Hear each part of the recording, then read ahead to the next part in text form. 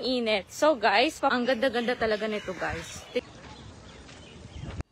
Sa video na to, ipapakita ko sa inyo ang ganda ng Humayun's Tomb na dinadayo dito sa India at ito ay bahagi ng UNESCO World Heritage Site. At ito yung unang pagkakataon na dumaan kami sa main gate or main entrance kasi lagi kaming dumadaan sa Nizamuddin Gate. Para sa mga Indian, ang binabayaran nila ay 40 rupees. Kapag ikaw naman ay foreign tourist, ang babayaran mo ay 600. Ang binayaran ko ay 40 rupees dahil ako ay OCI holder. Ibig sabihin, isa na rin akong Indian citizen. O ang ibig sabihin ay overseas citizen of India. O ayan guys, nakikita nyo ang daming puno, di ba? Daanan pa lang ang ganda na. So ito yung isang gate guys. Tignan nyo naman ang ganda ng mga red sandstone na ginamit, ang design ng gate. Mamamangha ka talaga. Blue, gate pa lang ay mamamangha ka na. Yung mga color ng mga tiles na ginawa nila. Ito naman yung repair nung inaayos nila yung repair of entrance chamber. May mga mosaic sila at yung mga kulay ng mga tiles na ginagamit nila ay sobrang ganda at sobrang ganda ng kulay. So kung marami kang time, marami kang pwedeng puntahan dito sa Delhi, historical places. And hindi ka magsasawa kahit ulit-ulitin mo siyang puntahan, worth it kasi napakaganda. And tingnan nyo ha, weekdays pero napakadaming turista.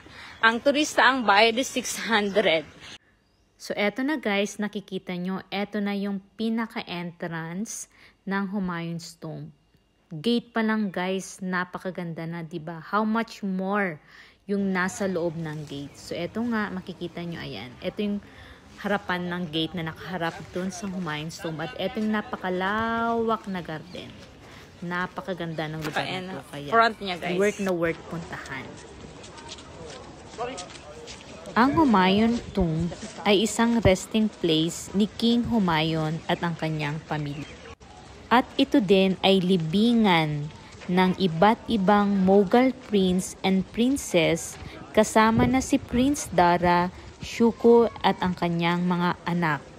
Mga anak ni Prince Dara, Shuko na mga lalaki. Ang Humayun's Tomb ay kasama sa UNESCO World Heritage Site dito sa India. Ang Humayun's Tomb ay libingan ng isang Mughal emperor na si Mirza Nazir al-Din Muhammad o kilala siya as Humayun na matatagpuan sa Delhi, India.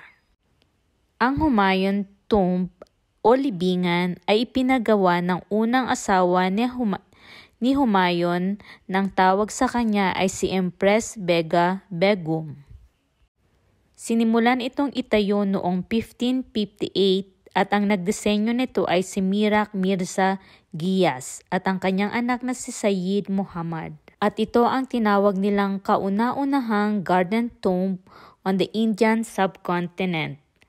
At matatagpuan ito sa Nizamuddin East, Delhi. At mamamangha kayo sa kombinasyon na kulay ng Humayun Tomb. Ito ang kombinasyon ng red sandstone at saka white marble. At yung kinatatayuan ko guys, ang tawag dyan ay base structure. Is on a raised platform a few steps high. At ito ang kauna-unahang Indian building na gumamit ng Persian double dome on a high neck drum. Itong dinadaanan ko guys ay isa sa 4 na gate at staircases dito sa tomb. So sa bawat gilid nito ay may ganito. Ito yung ginamit ko guys, ginamit kong staircase na papunta sa taas kasi walang tao dito. Mas maraming gumagamit doon sa harapan ng main gate. So doon sila So eto na guys yung taas. Di ba nakikita nyo yung red, black, and white color ng ng Humayun's Tomb. Ganito siya kaganda. Ayan, so paikot tayo niyan. Makikita mo yung sa hilaga, sa timog kanluran na bahagi ng silangan, bahagi ng Humayun's Tomb. So ito guys yung taas ng tomb ng Humayun's Tomb. And there are 4 gates, right? Like this. There are 4 like this on the sides, no? What do you call this one? This. So, meron siyang 4 na ganito. And kung makikita nyo din, meron ding isa doon. And surrounded with beautiful trees also. Ayan. And mas maganda rito guys ang pumunta kapag sunset and sunrise. Kasi ay ayan.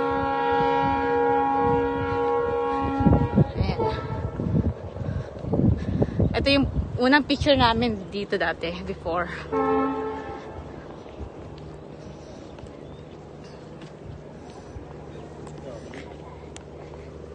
Maybe, can you take my picture while walking? Can you give it to me? So dito banda guys, naglalakad ako, papasok na tayo doon sa loob nitong tomb na to. So makikita nyo yung mga libingan doon. Yung pinakasentro ay libingan ni Humayun. Pero syempre yung nasa ibabaw ay replika. Yung talagang katawan niya ay nasa ilalim talaga. So wala dito sa pinaka replica niya. So isang libingan lang na makikita mo, pero yung body niya ay hindi dito, nasa ilalim. So ganito ang loob niyan guys. Yan, ito yung main gate niya, 'di ba? Tingnan mo yung gate. So ganito ang loob, ganito rin yung tiles niya, mga lumang tiles. Then sa loob na yon, yung nakikita yung kinatatayuan ng lalaki niya, yun. Ito nga guys, ang libingan ni Humayun.